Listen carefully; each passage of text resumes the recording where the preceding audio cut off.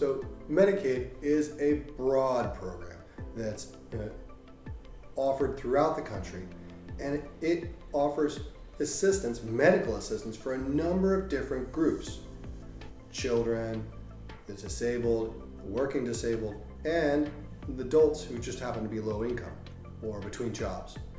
Medicaid is a great backup for these people because it provides medical assistance when no insurance is not affordable. But Medicaid that we work on is a completely different program and very different eligibility requirements. The Medicaid that we work on, of course, is the program that pays for the long-term care assistance that's needed when someone might need personal care at home, or a type of assisted living, or in a nursing home. This program will, after you qualify, pay for as much of that long-term care as you need for the rest of your life. It's a very valuable program because, as you can imagine, month over month, these services cost a lot of money and can add up. If someone requires long-term care for 2, 3, or 4 years, Medicaid's there, and it doesn't matter how big the bill is, Medicaid keeps paying. So the Medicaid program that we work on is an essential program for many older Americans, even those who have done a great job of working hard and saving throughout their career. They still face astronomical costs when it comes to their long-term care, and they have to turn to Medicaid at some point. The federal government first drafted the enabling legislation that said, well, we should provide for long-term care for those who can't afford it, because that's the right thing to do. But because of the environment in which we work and our country exists, many of our programs are actually given over to the states in the form of cash assistance. Now, the Medicaid program has a framework that's established by the federal government, and it has a certain amount of funding, and then each state offers their own matching amount, depends on various factors. But because long-term care is so expensive, and Medicaid in general is a very large program for those who qualify, and relative to state budgets, it often can be a significant factor. Sometimes as much as a third or more of the state budget will be in the form of Medicaid funding. The federal government cannot explain all the nuts and bolts, all the nitty-gritty detail. And so instead of getting into trying to explain that for every part of our country, from Alaska to Hawaii and down to Florida, instead what we have is we've given the states the opportunities to make their own programs within that framework, and then they can implement those programs that best fit the needs of their constituents in that state. So why federal government with states implementing it? Quite simply, the bill is too big to handle alone. The need is too big. And so the federal government works in partnership with the states, allowing the states to provide their own particular versions and rules or spin on a number of the federal programs, as long as they fit within the guidelines. And so this is a nice way in which our country works and implements a broad program in a very specific way in each state. If you're looking to understand this program from a national perspective, then it becomes a headache. But realistically, this is implemented by the states because it allows the states to customize it and make it specific to the preferences of the constituents that live in that state. Medicaid provides for assistance with paying for nursing home care, sometimes assisted living, sometimes home care, sometimes PACE programs like daycare programs, and sometimes even a type of enhanced assisted living known as memory care. These are all very different environments. So broadly speaking, the application process differs really sharply when it comes to the requirements for applying for nursing home benefits versus the requirements of applying for all the community-based services like home care, assisted living, daycare, memory care. This is really important because not only does the application process switch state to state, and many times the county social services are in charge of deciding on applications, but also the kind of care that you need may dictate the kind of application that you need to fill out or the order in which you need to do certain steps in the process.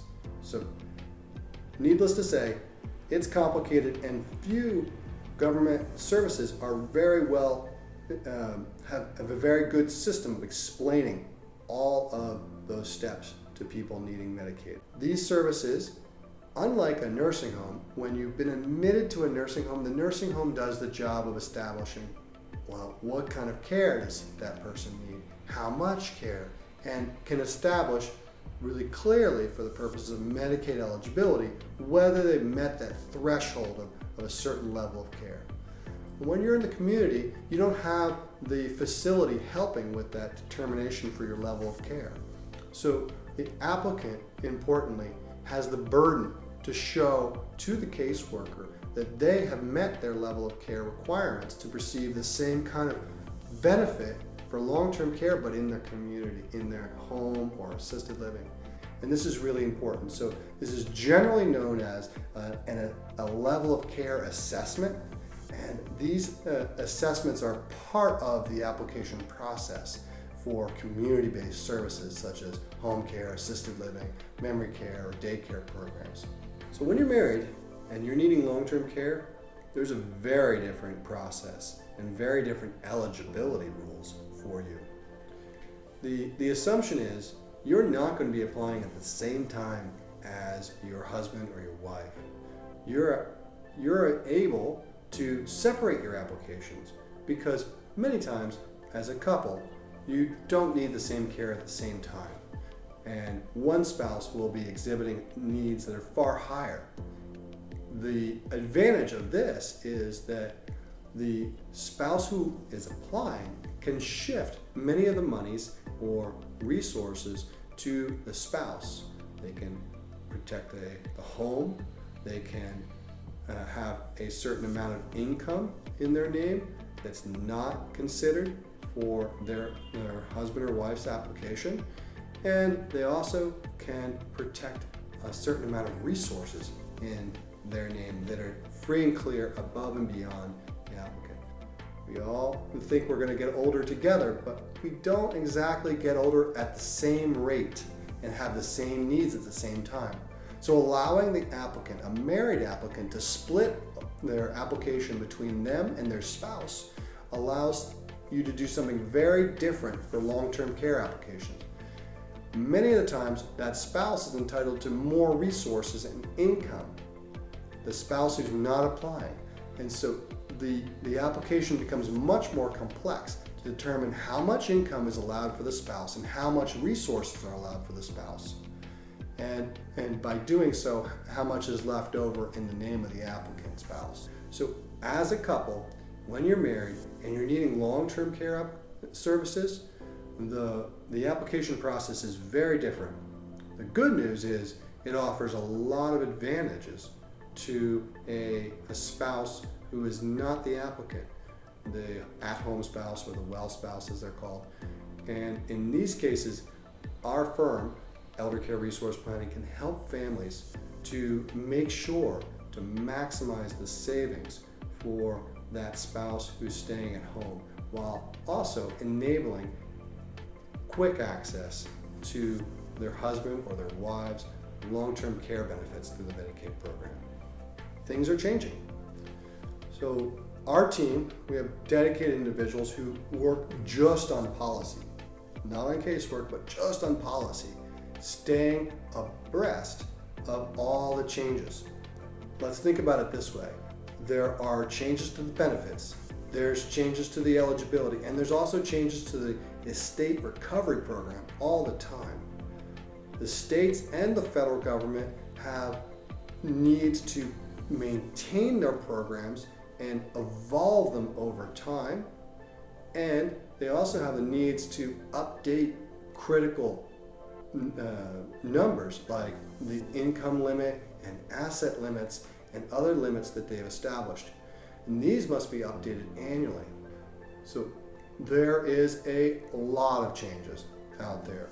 One, the federal government pushes changes. The states have agreements with the federal government that establish how they can use those federal dollars for certain long-term care services in the community. And those agreements expire every 5 years. So they have to be renegotiated every 5 years.